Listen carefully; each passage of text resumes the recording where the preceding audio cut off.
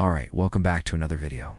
This is the next installment in our series of creepy pastas. Oh, this one is very special because it's actually part of a larger story. There's 2 more installments to go after this one, so make sure you stay tuned if you want to hear the rest of it. This story is called The Lake That Hungers. It was submitted by a user, and without further ado, let's begin. Prologue: The Lake That Hungers. Ashmere Lake lay like a wound in the earth. Its waters so still they seemed to hold the world's breath. Encircled by pines whose roots drank deep from secrets older than memory, it rested in a valley where time faltered, shadows clung too long, and silence roared louder than any scream. The town of Ashmere, a forgotten speck in a fold of the world, was a place of whispers of legends, voices carried on fog, and something ancient beneath the lake that knew your name before you were born. By the summer of 1997, when the fog lifted one final time, only one soul remained to see the sun. The others were gone, their names etched into. The fog was so thick, it pressed against the cabin walls. The second day dawned gray, the silence louder. Mark wanted to call the police, but the cabin's rotary phone was dead.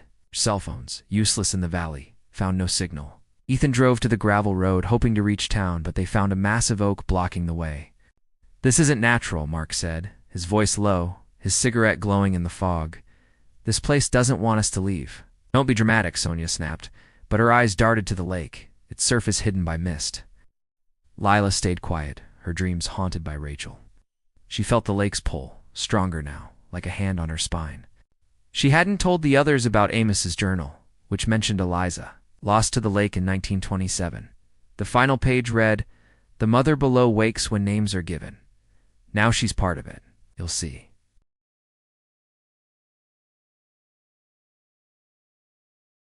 By the third night, Sonia was gone. She'd been restless, pacing the cabin, muttering about leaving. Lila woke to find Sonia's bed empty. They searched the shore, the woods, calling her name until their voices grew hoarse. The lake remained silent, its surface unbroken, mocking their desperation. They found her jacket by the water, its sleeves soaked as if she'd reached into the lake before vanishing. Mark was unraveling. He found a cave on the east end of the lake. Inside, they found bones and a statue of a woman. Carved into the wall above her was a list of names. Rachel Caldwell, Thomas Reed, Eliza Morrow, James Tuttle, dozens of names stretching back centuries. That night, Ethan slipped out of the cabin. Lila woke to the sound of splashing and ran to the shore. Ethan was in the water, diving deep. The lake rose, crashing over the dock, splintering the wood. Mark watched from the porch. "It's coming for us," he said. That night, Lila heard a faint tolling, like a bell underwater. She woke Sarah and Mark, but they heard nothing. The tolling grew louder in Lila's ears.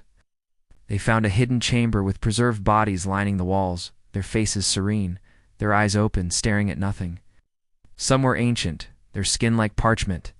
Others were newer, their clothes still intact. Lila recognized Jared's jacket on one, Sonia's necklace on another. The last thing Clara expected was for the story to find her. But here it was, echoing in the empty valley, a song of water and whispers. She traced the lines of the painting, feeling the familiar pull toward the lake. Beside her, Lila's voice, a dry leaf rustling in the wind, said, "She wants you." The bell tolled again, and the ground trembled beneath them. They were not alone. Something stirred in the darkness, drawn by the sound of their own voices. It rose from the lake, its form coalescing from the mist. A woman stepped out, her eyes like pools of darkness, her skin the color of moonlight.